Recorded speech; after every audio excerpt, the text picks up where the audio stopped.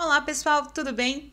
Hoje a gente vai dar continuidade aí aos nossos estudos sobre a coleta e conservação das amostras de fezes, para a gente analisar aí no exame de coprocultura. Hoje, em específico, a gente está vendo a parte 3 desses exames. Então, se você ainda não viu a parte 1 e a parte 2, vou deixar linkado aqui em cima, tá? E também dê uma olhada aí no canal, tem o exame de coprocultura, como é o procedimento. Se você ainda não sabe como fazer, dá uma olhadinha aí no canal, a gente tem, tá, duas partes sobre o exame de coprocultura.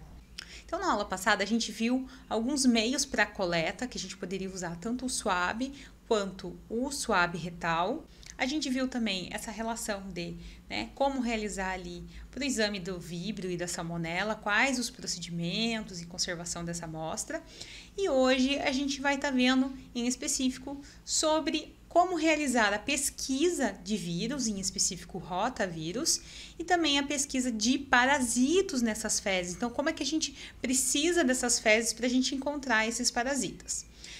Falando sobre a pesquisa de vírus, tá? Em específico aí o rotavírus, a gente vai precisar como material de coleta as fezes in natura. Então, se chegar, por exemplo, lá um swab, talvez não seja o suficiente para essa amostra, tá?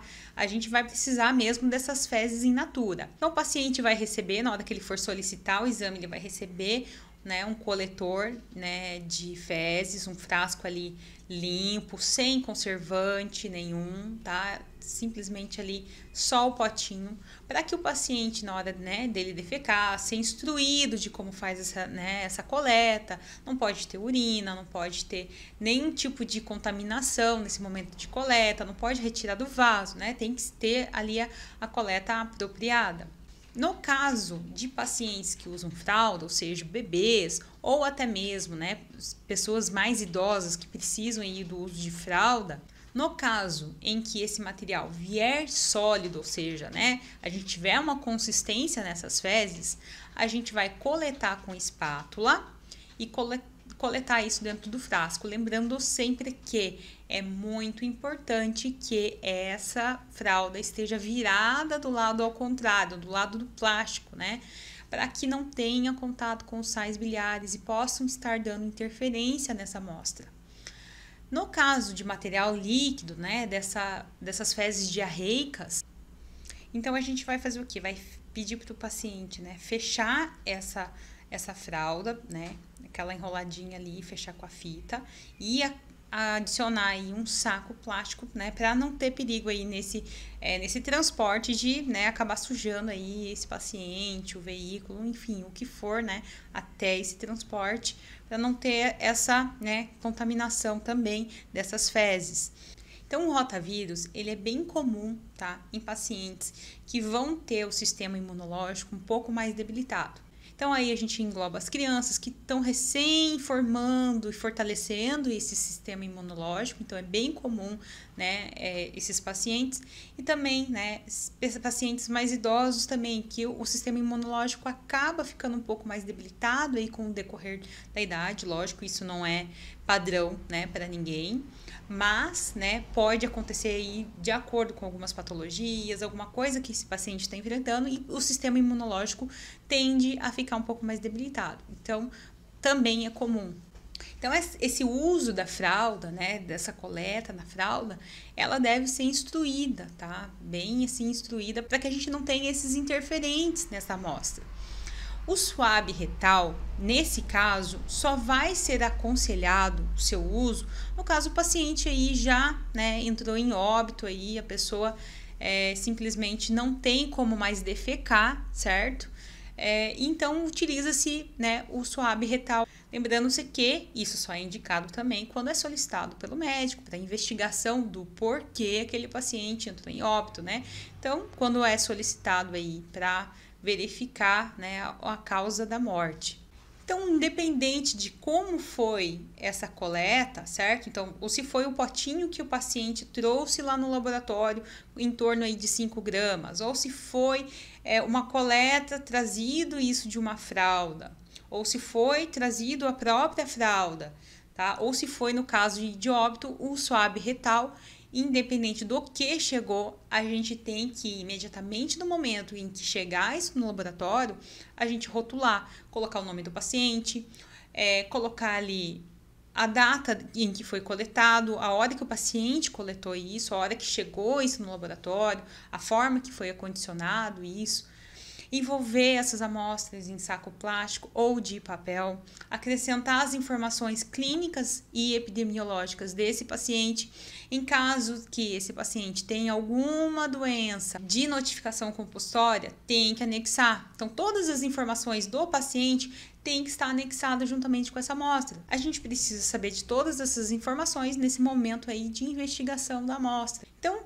depois de ter feito toda essa identificação da amostra, a gente vai conservar a amostra. Como é que vai ser feita essa conservação?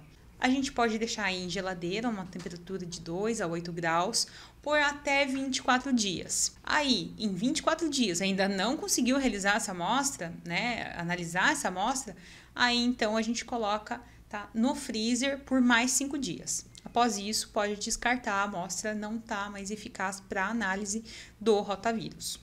Agora, se eu quero identificar parasitas nessas fezes, o que eu vou utilizar? Não vou utilizar o swab nem o swab retal. Por quê? Por mais que ali possa ter os ovos, a chance pode ser menor. Outro ponto, de acordo em que vem o estado dessa amostra fecal, a gente precisa analisar, né? Como é que ela chegou? Ela chegou diarreica? Ela chegou com formato? Né? Como é que era a análise daquela amostra? Tinha presença de muco? Tinha presença de sangue? O que tinha, né? Então, a gente precisa desse visual, dessa análise visual dessa amostra. Isso é importante para essa pesquisa de parasitologia. Então, a gente vai precisar, nesse caso, de em torno de 20 a 30 gramas, uma quantidade um pouquinho maior de fezes, para já a gente conseguir fazer essa análise física também. Essa análise tem que ser in natura. Também ela tem que vir num frasco sem nenhum tipo de conservante. Então, a gente vai dar um frasco aí para o paciente, né? Sem nenhum tipo de conservante e com tampinha rosqueada. No caso do paciente usar fraldas, aí a gente pode, então, coletar, né? Pedir para o paciente coletar aí com a espátula. Não precisa enviar a fralda para o laboratório. O próprio paciente ou o próprio responsável pode coletar essa amostra, tá? E vai colocar isso no frasquinho pra gente. Porém, caso o paciente urine junto com essas fezes, aí tem que descartar e esperar a próxima amostra de fezes. Não pode ter essa interferência de urina, certo? Chegou o potinho aí pra gente com essas fezes in natura, vai rotular igual, né, todas as outras amostras. Vai colocar o nome do paciente, colocar todas as informações clínicas e epidemiológicas desse paciente. Caso tenha doença de notificação compulsória, deve anexar a cópia, tá? Juntamente com essa amostra. Então, você vai conservar essa amostra aí numa temperatura de 2 a 8 graus Celsius, em geladeira, né? Por 24 dias. Excedeu os 24 dias, pode congelar aí por 5 dias. Passou esse período aí de 29 dias aí, pode descartar a amostra, tá? Não tem mais como a gente analisar esses parasitos nessa amostra. Correto é o quanto antes a gente puder, porque, gente, tem um prazo bem longo, né? Não é nada assim, bicho de 7 cabeças que o laboratório não consiga fazer nesse período, né? Então, assim, caso aconteça alguma coisa, né, que às vezes fique em esquecimento, ou não estava rotulado certo, a data teve alguma coisa de erro nas datas na hora de rotular, então pode dar uma interferência, mas o certo é sempre prestar muita atenção nesse momento de rotular essa amostra. Qualquer erro pode dar interferência no resultado. Então, não colocou a data, o horário certo daquela coleta, vai dar interferência, né? Então, é muito importante que a gente siga todas as orientações aí, certo? Então, pessoal, essa foi a nossa aula de hoje. Qualquer dúvida que você possa ter ficado, deixa aqui nos comentários que eu vou estar aqui agora para estar esclarecendo para vocês, ok? Até breve!